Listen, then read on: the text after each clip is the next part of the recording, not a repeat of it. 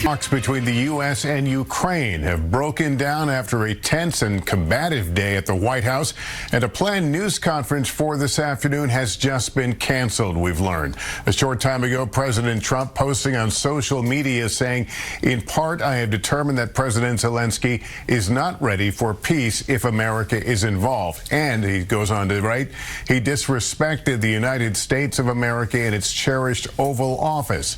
He can come back when he is ready for peace. Ukrainian President Volodymyr Zelenskyy left the White House after meetings with President Trump in an attempt to persuade the administration to continue backing Ukraine's ongoing war with Russia. But in the Oval Office earlier, Zelenskyy clashed with Mr. Trump and Vice President Vance. It was an astonishingly hostile exchange, the pair yelling at him about his, quote, attitude and whether or not he was grateful for U.S. support. Here's some of what truly happened. The laptop from hell was... You're right now not in a very good position. You've allowed yourself to be in a very bad position, and he happens to be right about it. From the very beginning of the war. You're not in a good position. You don't have the cards right now.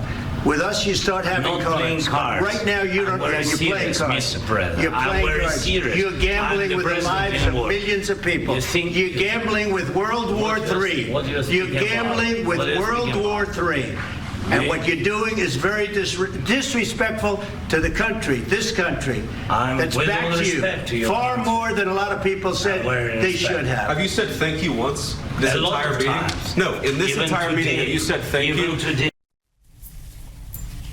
Chief White House correspondent Peter Alexander is with me now. Peter, a stunning turn of events. The whole idea for today was for them to sign this agreement that would give U.S. control over mineral rights in exchange for the expenditure in weaponry and else in the war. Yeah, that's exactly right. Let's just take a step back for a moment and talk about what we saw. This was like nothing I have ever seen, anybody's ever seen, in terms of a dramatic moment that played out for the entire American public from inside the Oval Office. There you have Volodymyr Zelenskyy alongside Donald Trump and the Vice President J.D. Vance, where they are exchanging harsh words for one another. And you think about how quickly this relationship between the United States and Ukraine has devolved. In 2022, when Zelenskyy came to the U.S., he was greeted by a bipartisan standing ovation that lasted minutes. And then in the course of the last couple of weeks, Donald Trump trying to get a deal. President Trump, among other things, blamed Ukraine for the beginning of the war. Of course, Russia first invaded Ukraine in 2014, then a full-scale invasion in 2022, and then referred to him, Zelenskyy, as a dictator here. But the bottom line is the takeaway. A White House official,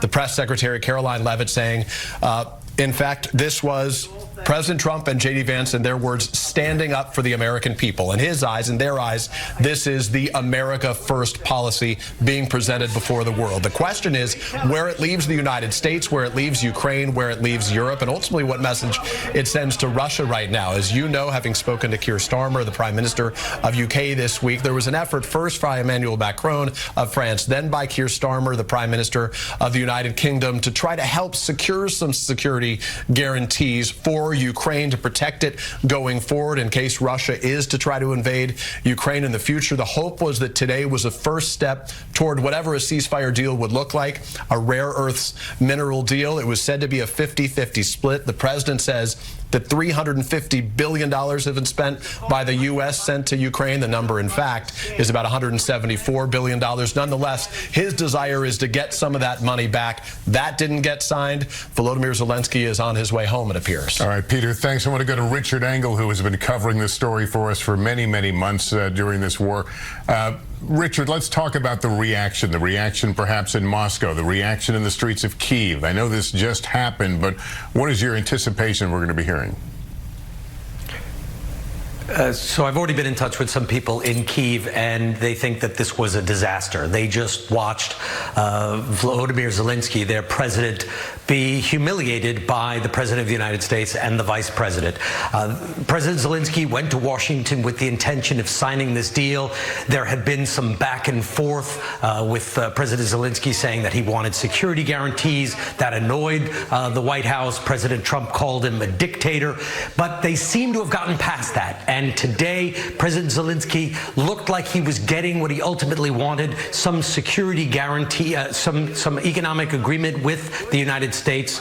And in the last minute, he was saying, as he continues to call for, he says, in addition to this mineral deal, we need the security guarantees. We need them because we don't trust that Russia will invade again.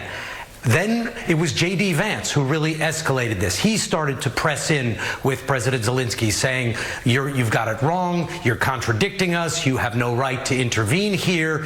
He talked about Zelenskyy carrying out propaganda tours. Zelenskyy didn't back down. And as the two of them, President Zelenskyy and Vance, were arguing, President Trump chimed in, and he had to back his vice president. All right, Richard Engel, thank you. That concludes this NBC News special report. We'll have much more ahead on what happened here on our streaming network, NBC News Now, online at NBCnews.com, and a full wrap-up tonight on NBC Nightly News. I'm Lester Holt in New York. Good day.